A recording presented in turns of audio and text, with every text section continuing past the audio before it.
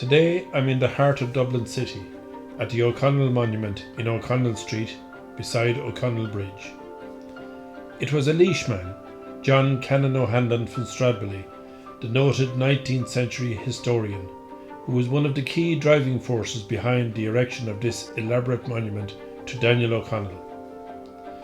From the earliest days, when the idea of building a monument to O'Connell was first suggested in 1862, Canon O'Hanlon worked tirelessly to ensure that the monument project was successfully delivered. He served as one of the Honorary Secretaries of the O'Connell Monument Committee from its inception in October 1862 until the work of the committee concluded in September 1884, and thereafter he compiled a comprehensive report of the O'Connell Monument Committee, which was published in 1888. This report, written in typical O'Hanlon style, leaves a detailed account of every aspect of the monument, from inception to final completion, and the many and significant challenges along the way. Not only does it list the dates, times and venues of every meeting of the committee from October 1862 until September 1884, but it also lists each subscription received from donors to the Monument Fund, starting with the very first subscription of 1 shilling that was made on September 24th, 1862 by John Featherston of 5 Crampton Quay in Dublin, donated by him as the free will offering of a grateful freeman.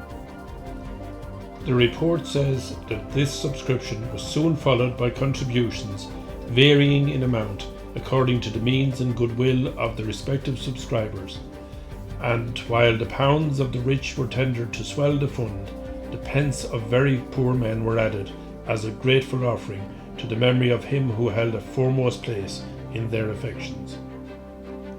In the spring of 1864, O'Hanlon was tasked with originating and developing a St. Patrick's Day national collection to raise money for the Monument Fund.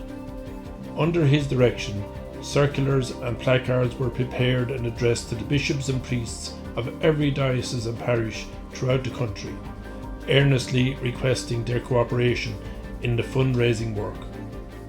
The report notes that the result proved most successful, as the subscriptions immediately realised by that general collection reached the sum of nearly £1,500, and in the course of a few weeks the amount was still further increased. By the end of the monument project, almost £13,000 had been raised, with subscriptions received from all over Ireland and across the world, from as far away as Australia, New Zealand, South America and South Africa. It's important to remember that when the monument project was initiated in 1862, O'Connell Street, as we know it today, was known as Sackville Street, and O'Connell Bridge was known as Carlisle Bridge. The first official move to start the monument project took place on the 6th of October 1862 at a meeting of Dublin's Municipal Council, when Dr. John Gray moved a motion that the space at the end of Sackville Street near Carlisle Bridge, now occupied by a lamp, be allocated by an order of council as a site for the statue of O'Connell, about to be erected by the Irish nation and the Catholics of the world. In supporting the motion, he asked the municipality of Dublin for a grant of 20 feet of Irish soil as a site for a monument to the greatest Irishman that ever lived. The motion was passed unanimously. On the following Monday, October the 13th, 1862, the O'Connell Monument Committee was formed. In addition to the substantial work involved in fundraising, the committee's first major task was the laying of the monument's foundation stone. The date of this ceremonial event was Monday, the 8th of August, 1864. The committee's report recorded that a vast concourse of citizens and strangers filled the streets, every point of vantage being eagerly availed of, while the windows along the route were crowded with spectators, who manifested the greatest enthusiasm as the processionists filed past them in their regulated order. The procession which preceded the ceremonial was one of the most splendid sights ever witnessed in Dublin. Some idea may be formed of its vast proportions from the fact that it occupied no less than 3 hours in marching past one given point. Starting from Stephen's Green, the procession wended its way through streets thickly lined with spectators and marshalled by various officers representing the trades and societies. The whole line was accompanied by several bands rendering the fine national airs of Ireland at frequent intervals. Rosettes and green sashes were worn by most of the processionists. An eloquent address was read to the Lord Mayor by Sir John Gray on behalf of the O'Connell Monument Committee, at the end of which he handed to the Lord Mayor a trowel of beautiful workmanship composed entirely of solid silver. The work of laying the foundation stone was proceeded with, and it formed a large square of block granite weighing nearly 2 tons, and it was lowered into position by means of a powerful crane. There it was well and skilfully laid by the Lord Mayor, the Right Honourable Peter Paul McSweeney, assisted by Sir John Gray, who fulfilled the part of labourer. In the stone were deposited a stereotype plate of the address, a copy of the address which was printed from the plate, the newspapers of the day, and a printed document describing the proceedings. When the work was concluded, the mallet which had been used was presented to Sir John Gray. It was composed of Irish bog oak, exquisitely carved and inscribed with national emblems inlaid with silver. The report states that the banquet which wound up the day's proceedings was quite as successful as the ceremonial, where nearly 500 gentlemen were entertained in the round room of the rotunda. The next phase of the Monument Committee's work involved procuring designs for the monument. Although 60 designs were received by the advertised deadline, none were recommended for adoption by the committee. The artists concerned were invited to submit fresh designs, but all of those received were again rejected.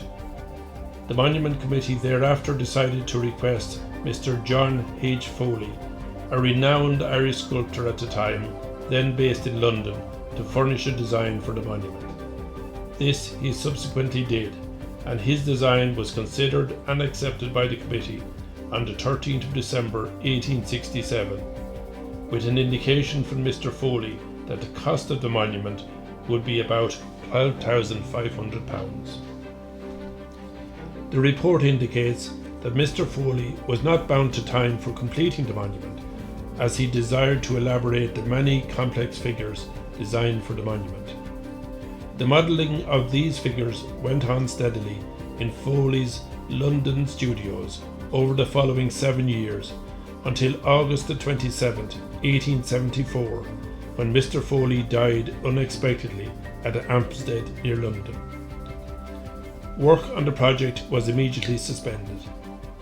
Owing to the unfortunate demise of Mr. Foley, it became necessary for the Monument Committee to determine the precise legal position in which they stood as trustees of the Monument Fund with regard to the representatives of Mr. Foley.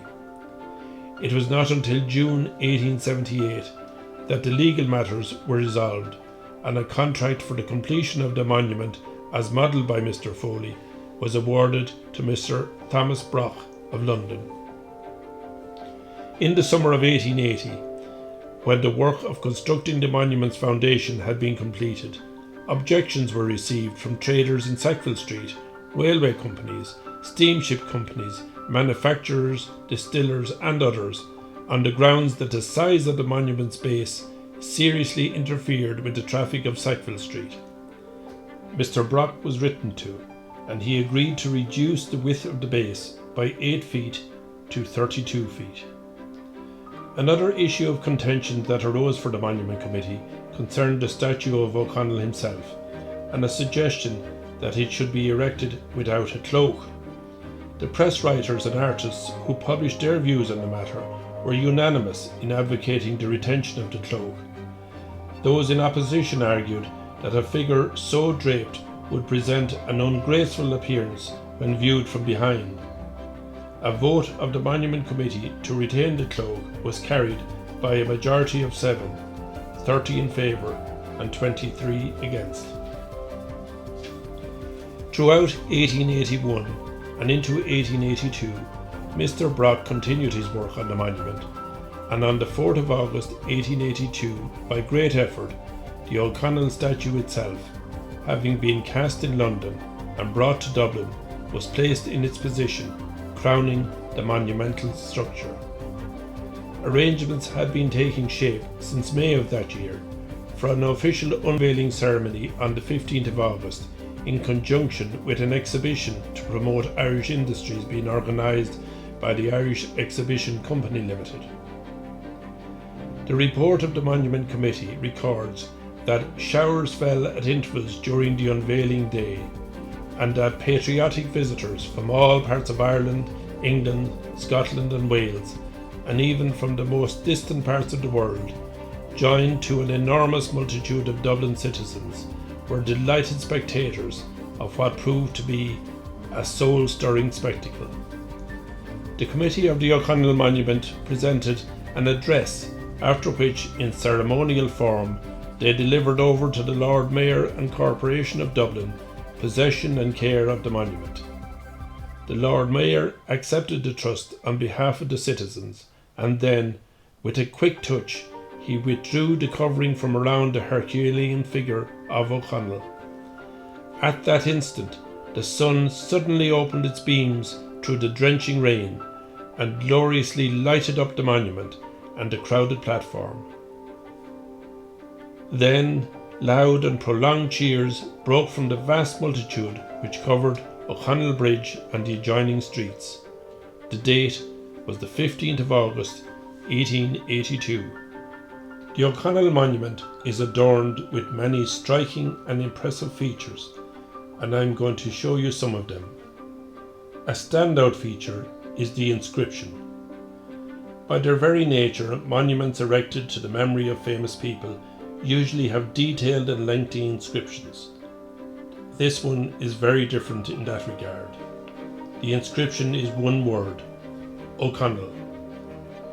This had been decided as early as 1863, when the Monument Committee passed a resolution that the monument shall bear no other inscription than the simple but comprehensive word O'Connell.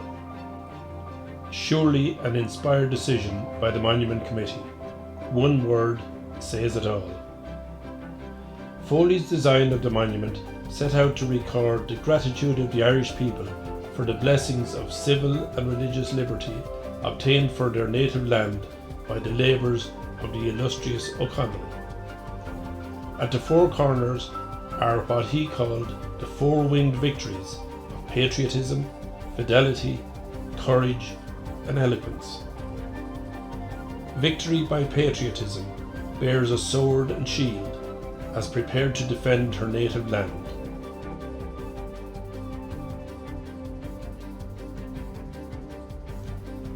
Victory by fidelity has seated at her side an Irish wolf dog, and bears in her hand the compass, denoting that she is true to her cause, as the faithful needle to the pole. Victory by courage is represented as strangling a serpent, her left hand resting on the fasces, symbolizing power by unity. Victory by eloquence, as appealing to reason and judgment on the theme she holds in her hand. In the divisions of the circle are inserted shields bearing the arms of the four provinces.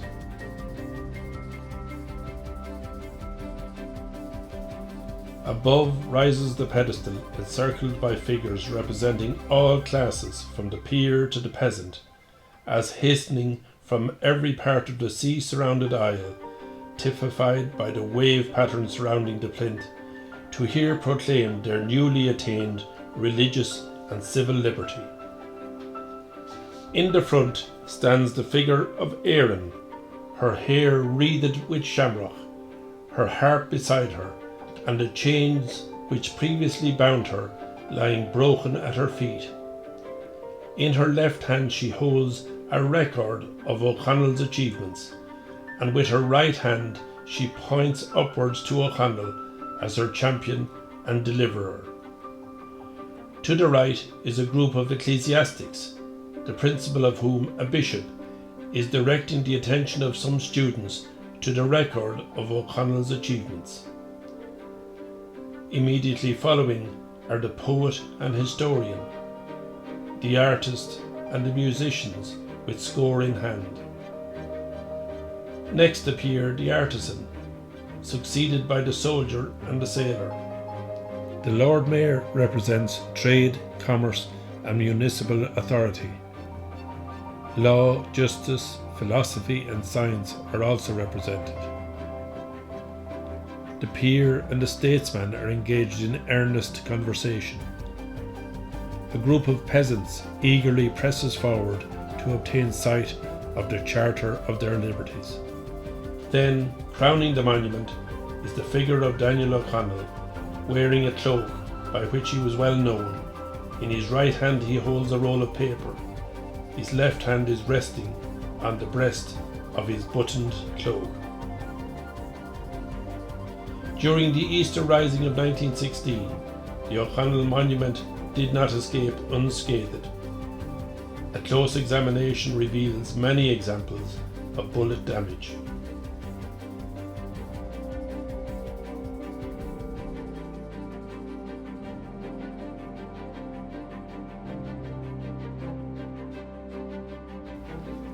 In conclusion, the work of the O'Connell Monument Committee over the course of 20 years bore rich fruit in the erection of one of the finest monuments in Ireland.